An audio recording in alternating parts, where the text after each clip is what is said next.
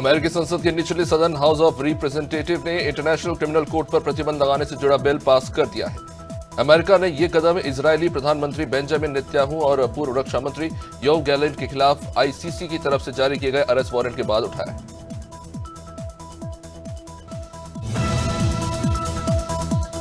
Canada में Justin Trudeau के प्रधानमंत्री पद से इस्तीफे के बाद लिबरल पार्टी के हिंदू नेता चंद्रा आर्या ने पीएम पद के लिए दावेदारी पेश की है। चंद्रा आर्या भारतीय मूल के कनाडाई सांसद हैं।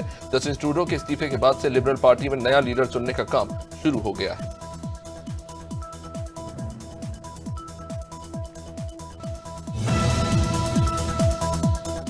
लेबनान में आर्मी कमांडर जोसेफ ऑन को नया राष्ट्रपति चुना गया है। गुरुवार को संसद में हुई 2 राउंड की वोटिंग के बाद 60 साल के ऑन को नई जिम्मेदारी मिली है। 2 साल से खाली राष्ट्रपति पद को भरने के लिए अब तक 12 बार कोशिश हो चुकी है।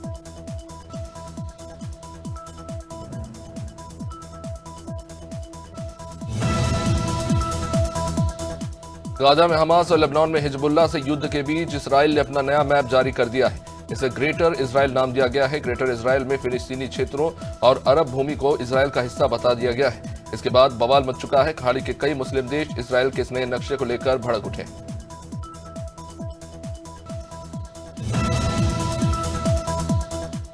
सीरिया में सेना के उच्च पदों जैसे कि ब्रिगेडियर जनरल और कर्नल पर उइगर लड़ाकों को नियुक्ति करने को लेकर चीन ने चिंता जाहिर की है। ये लड़ाके चीन के उइगर मुस्लिम बाहुल्य प्रांत शिनजियांग के अलगाववादी संगठन तुर्किस्तान इस्लामिक पार्टी से जुड़े हुए।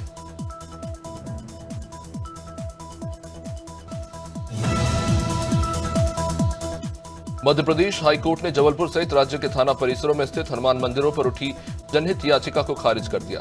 कोर्ट ने स्पष्ट किया कि यह मुद्दा पहले से ही विचाराधीन अवमानना याचिका में उठाया जा सकता है। मुख्य न्यायाधीश ने कहा कि सार्वजनिक स्थलों पर अवैध धार्मिक स्थलों के निर्माण के संबंध में पहले ही आदेश पारित किए गए थे।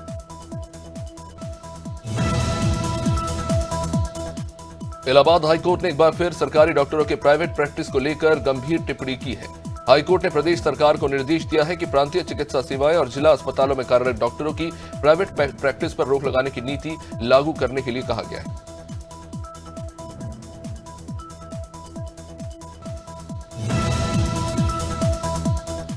मुख्यमंत्री डॉक्टर मोहन यादव ने इंदौर में प्लास्टिक उद्योग सम्मेलन प्लास्ट पैक 2025 का शुभारंभ किया। इस सम्मेलन में प्लास्टिक उद्योग से जुड़े 400 से ज्यादा कंपनियों और 2000 से भी ज्यादा प्रदर्शक हिस्सा ले रहे हैं। वही सम्मेलन का आयोजन मध्य प्रदेश औद्योगिक विकास निगम के सहयोग से किया गया है।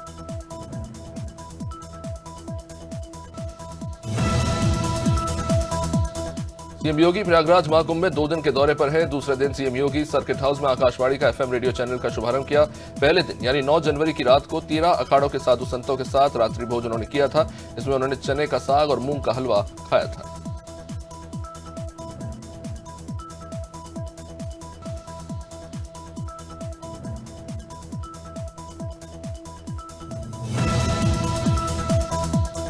प्रभारी मंत्री नितिन अग्रवाल लखीमपुर खीरी दौरे पर रहे। प्रभारी मंत्री नितिन अग्रवाल ने कलेक्ट्रेट पहुंचकर जिला योजना समिति की बैठक में भाग लिया और विभागों को शासन से दिए गए बजट और खर्च को लेकर समीक्षा की। प्रभारी मंत्री ने नववर्ष की शुभकामनाएं देते हुए कहा कि नए साल में नए जोश से अफसर काम करें। प्रभारी मंत्री ने महाकुंभ के लिए विशेष बसों का प्रबंध करने के निर्देश दिए।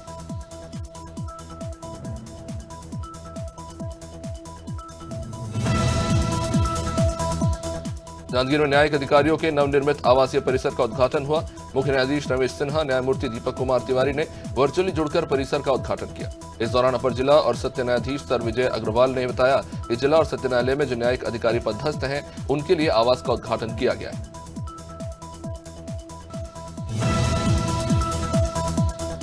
कोरोना वायरस जैसे एसएमपीवी के देश में कुल 12 मामले हो गए। गुरुवार को 3 नए केसेस पाए गए हैं। पहला मामला उत्तर प्रदेश का है। लखनऊ में 60 साल की महिला पॉजिटिव पाई गई है। वहीं गुजरात के अहमदाबाद में एक 80 साल का बुजुर्ग, हिम्मतनगर में 7 साल का एक बच्चा एचएमपीवी रिपोर्ट इनकी पॉजिटिव आई है।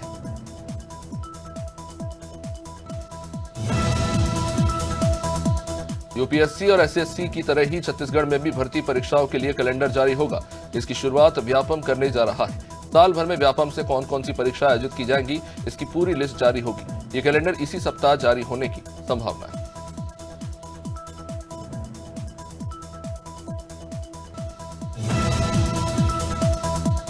रायपुर से उधमपुर जाने वाली दुर्ग उधमपुर एक्सप्रेस जनवरी और फरवरी माह में अलग अलग तरीके से रद्द रहेगी। इस वजह से कंफर्म टिकट वाले यात्रियों की परेशानी बढ़ जाएगी। रेलवे के मुताबिक फिरोजपुर रेल मंडल में जम्मू तवी रेलवे स्टेशन का रीडेवलपमेंट का काम चल रहा है और इसके लिए रेलवे ने नॉन इंटरलॉकिंग और ब्लॉक लिया है।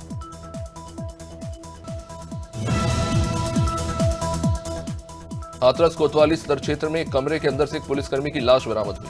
सिपाही कुलदीप भाटी, जिनका शुक्रवार को कमरे के अंदर से शव मिला, शुरुआती जांच में पता चला है कि गोली लगने से सिपाही की मौत हुई और इस बंद कमरे में एक महिला भी जख्मी हालत में मिली, जिनका आगरा के अस्पताल में इलाज चल रहा है।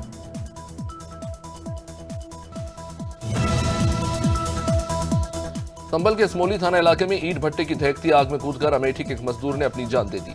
यह घटना सीसीटीवी में कैद हुई। सूचना के बाद पहुंची पुलिस ने मौके पर पहुंचकर मजदूर की हड्डियों को वहां जमा किया। इसे डीएनए टेस्ट के लिए भेजा गया है। आपको बता दें कि साथ ही मजदूर ने उसे बचाने की कोशिश भी की थी, लेकिन वो बचा नहीं।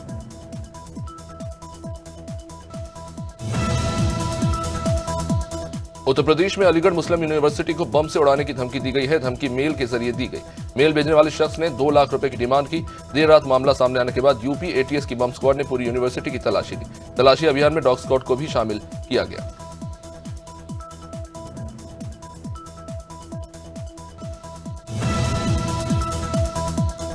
एटा में खाद्य सुरक्षा और औषधि प्रशासन की टीम ने सिंथेटिक दूध और घी बनाने के गोदाम पर छापे मारे। छापेमारी के दौरान गोदाम मालिक के स्टाफ सहित मौके से रफूचक्कर हो गया। खाद्य सुरक्षा एवं औषधि प्रशासन की टीम ने सिंथेटिक दूध बनाने वाले सामान के सैंपल्स वो लिए।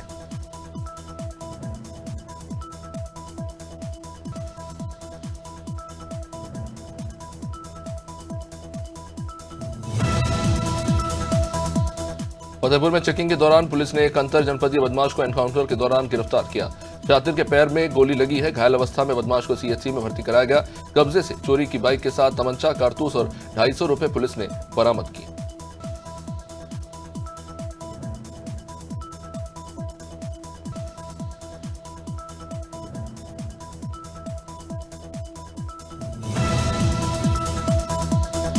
छतरपुर एसपी आगम जैन के निर्देश पर नशे के सौदागरों के खिलाफ लगातार कार्रवाई की जा रही है। इसी कड़ी में गौरीहर थाना पुलिस ने मनूरिया गांव में घर के आंगन में उगा के रखे गए गांजे के पौधे जब्त किए हैं। तकरीबन 2 क्विंटल गांजे के पौधे जब्त किए गए। साथ ही 3 आरोपियों को भी गिरफ्तार किया गया।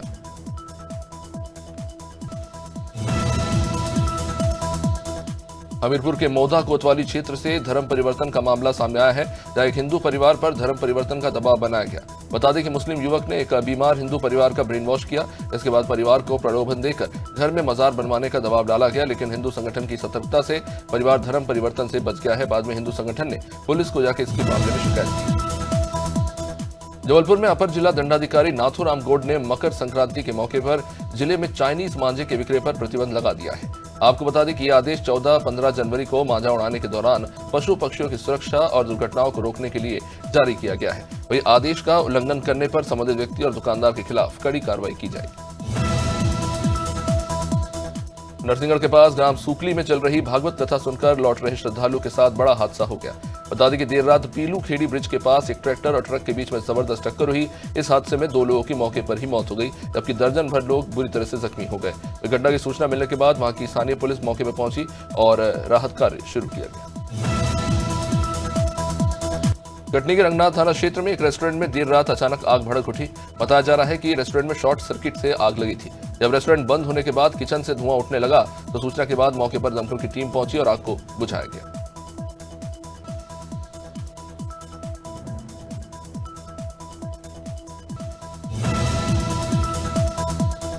लखीमपुर में निघासन ब्लॉक के समूह की महिलाएं कलेक्ट्रेट पहुंची और मानदेय न मिलने का आरोप लगाया। महिलाओं ने कहा कि साल 2018 से लेकर अब तक मानदेय उन्हें मिला नहीं है। इन सबसे वो परेशान है और इसलिए जिला अधिकारी दुर्गा शक्ति नागपाल को उन्होंने अपनी शिकायत सौंपी।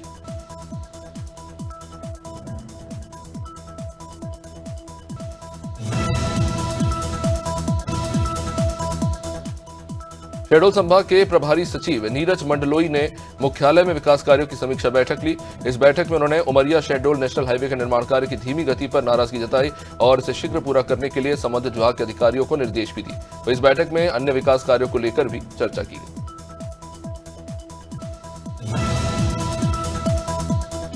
महाकुंभ को लेकर कानपुर जिला प्रशासन अपनी तैयारियों में जुटा है। इसी कड़ी में जीआरपी और आरपीएफ के साथ स्टेशन अधीक्षक ने कानपुर सेंट्रल स्टेशन के गेट का निरीक्षण किया। साथ ही गेट के आसपास हुए अतिक्रमण को हटाने का आदेश भी दिया। स्टेशन अधीक्षक ने बताया कि महाकुंभ में जाने वाले यात्रियों की भारी भीड़ को देखते हुए सेंट्रल स्टेशन को हाई अलर्ट पर रखा गया। लखनऊ में कड़ाके की ठंड के बीच आधी रात को वर्दीधारी पुलिसकर्मियों ने ठंड से ठिठुर रहे गरीब और असहाय लोगों को कंबल बांटे। हजरतगंज पुलिस ने अपनी ड्यूटी निभाते हुए गश्त के दौरान सड़क किनारे ठंड से कांप रहे लोगों को न सिर्फ कंबल दी बल्कि उन्हें चाय और नाश्ता भी कराया। इन गरीबों ने पुलिस की इस मानवीयता की भरी पहल की काफी सराहना की।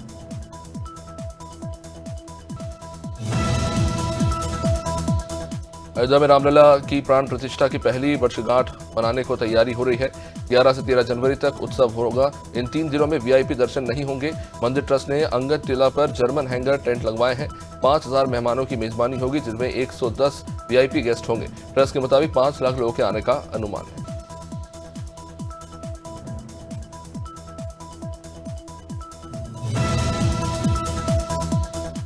हफ्ते के आखिरी कारोबारी दिन 250 अंक से ज्यादा की तेजी है और इसी के साथ सेंसेक्स 77,860 के स्तर पर कारोबार कर रहा है। निफ्टी में भी 60 अंक की तेजी है। ये 23,580 के स्तर पर कारोबार कर रहा है। सेंसेक्स के 30 शेयरों में से 17 में गिरावट है और 13 में तेजी देखने को मिली। निफ्टी के 50 शेयरों में से 28 में गिरावट और 23 में तेजी देखी।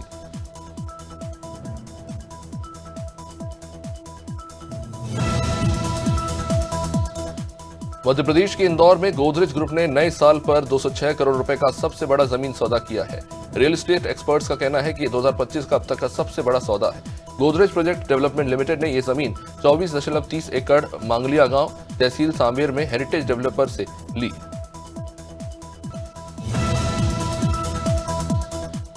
लार्सन एंड टूब्रो के चेयरमैन एसएन सुब्रमण्यम ने अपने एम्प्लॉयज के साथ ऑनलाइन बातचीत के दौरान एक हफ्ते में 90 घंटे काम करने की बात कह दी। उन्होंने कहा कि अगर संभव हुआ तो कंपनी आपसे रविवार को भी काम करवाएगी।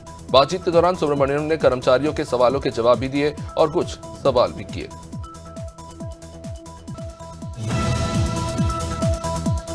IT company Tata consultancy services limited ने वित्त वर्ष 2024-25 की तीसरी तिमाही के नतीजे जारी कर दिए। अक्टूबर-दिसंबर तिमाही में टीसीएस का कंसोलिडेटेड नेट प्रॉफिट तिमाही आधार पर तकरीबन 3.95% बढ़कर 12,380 करोड़ रुपए हो गया।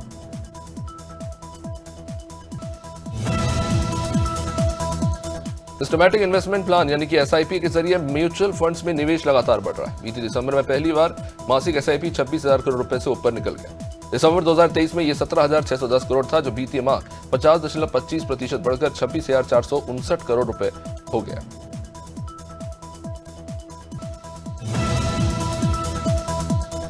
नोएल टाटा की बेटियों माया और ली को रतन टाटा इंडस्ट्रियल इंस्टीट्यूट के बोर्ड ऑफ ट्रस्टी में शामिल किया गया है। ये ट्रस्ट ग्रुप की होल्डिंग कंपनी टाटा सन्स के 2 प्रमुख शेयर होल्डर्स में से एक है। दोनों बहनों ने अरनाज कोटवाल और फ्रेडी तलाटी की जगह ली है।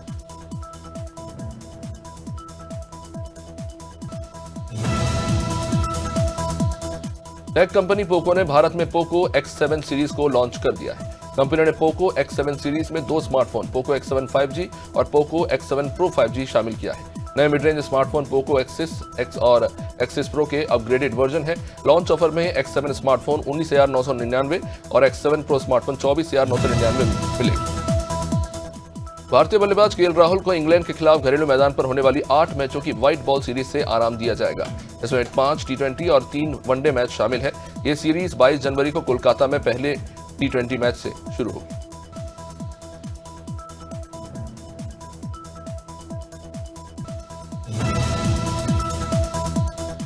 पाकिस्तान चैंपियंस ट्रॉफी की मेजबानी करने जा रहा है, लेकिन मेजबान देश की तैयारियां अब तक पूरी ही नहीं हो पाई। ऐसा खुलासा गुरुवार को हुआ जब आईसीसी का दल तैयारियों का जायजा लेने के लिए लाहौर पहुंचा। अब इस बीच पाकिस्तान क्रिकेट बोर्ड ने निर्माण कार्य की समय सीमा बढ़ा दी है। अब इसे 25 जनवरी तक पूरा करने का लक्ष्य रखा गया है।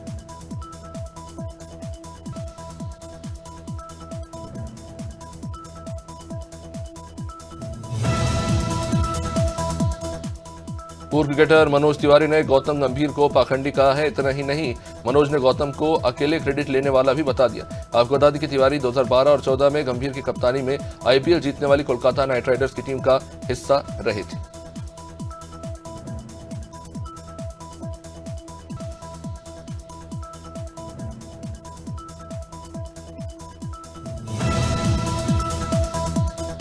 ऑस्ट्रेलिया कैप्टन पैट कमिंस के आईसीसी चैंपियंस ट्रॉफी खेलने पर संशय है। उनके टखने में चोट है, जिसके चलते उन्हें स्कैन करवाना पड़ेगा।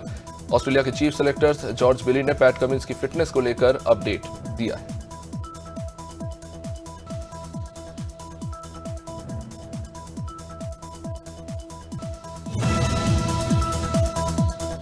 कल सुकेश चंद्राकर ने नए साल की शुरुआत में एक्ट्रेस जैकलीन फर्नांडिस को एक लेटर लिखा। उसने जैकलीन से माफी मांगी और अपकमिंग फिल्म फतेह के लिए बधाई भी दी। सुकेश ने लिखा कि वो इस फिल्म को देखने के लिए और इंतजार नहीं कर सकते।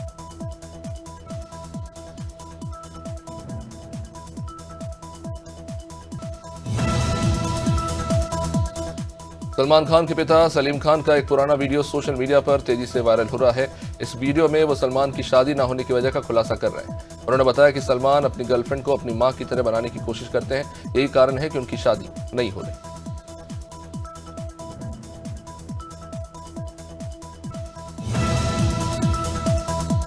कंगना रनौत की फिल्म इमरजेंसी 17 जनवरी को रिलीज होने जा रही है। एक्ट्रेस ने बताया कि राजनीतिक मुद्दे पर बनी इस फिल्म को बनाने में उन्हें बहुत मुश्किलों का सामना करना पड़ा था। इस वजह से वे भविष्य में कभी पॉलिटिकल फिल्म तो नहीं बनाएंगी।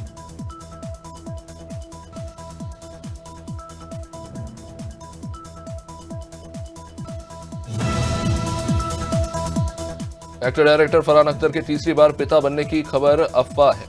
इस बात की पुष्टि एक्ट्रेस शबाना आजमी ने की है। दरअसल हाल ही में खबर आई थी कि फरहान की दूसरी पत्नी शबानी डांडेकर मां बनने वाली है।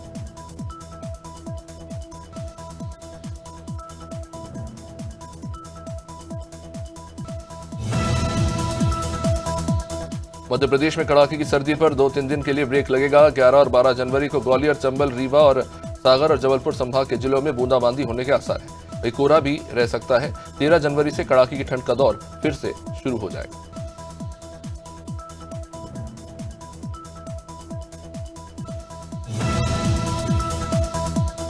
राजस्थान में देर शाम से बीकानेर संभाग के जिलों में एक पश्चिमी विक्षोभ सक्रिय होगा।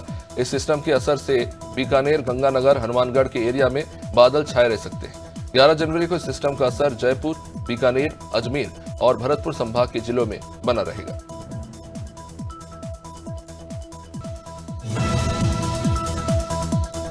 उत्तर भारत से आ रही शुष्क हवाओं के कारण छत्तीसगढ़ में एक बार फिर कड़ाके की ठंड पड़ रही है। सरगुजा, बिलासपुर और दुर्ग संभाग के जिलों में शीतलहर चल रही है। यहाँ न्यूनतम तापमान सामान्य से 5 डिग्री तक कम है। अंबिकापुर के मेन पार्ट में रात का पारा 1.2 डिग्री तक पहुंच गया है। मैदान में घास के ऊपर उसकी बूंदें जमकर बर्फ बन रही है। यूपी में ठंड और कोहरे का सितम जारी है। सुबह से ही प्रदेश के तमाम 75 जिलों में कोहरा छाया रहा। नोएडा में विजिबिलिटी 0 तक जा पहुंची। आगरा का ताजमहल 20 मीटर दूर से भी नहीं दिखाई दे रहा। मौसम विभाग के मुताबिक अगले 48 जिले जो हैं वहां पे बारिश हो सकती है और तेज हवाओं के साथ साथ ओले भी गिरने की आशंका है। बिहार में पिछले कई दिनों से 8 से 10 किलोमीटर प्रति घंटे की रफ्तार से ठंडी हवाएं चल रही हैं। आज भी कई जिलों में तेज पछुआ हवा चलेगी। मौसम विभाग के मुताबिक अगले 2 से 3 दिन में बिहार का पारा 2 से 3 डिग्री तक और गिर सकता है। इसके साथ ही 12 जनवरी को बक्सर, भोजपुर समेत 6 जिलों में बारिश हो सकती है।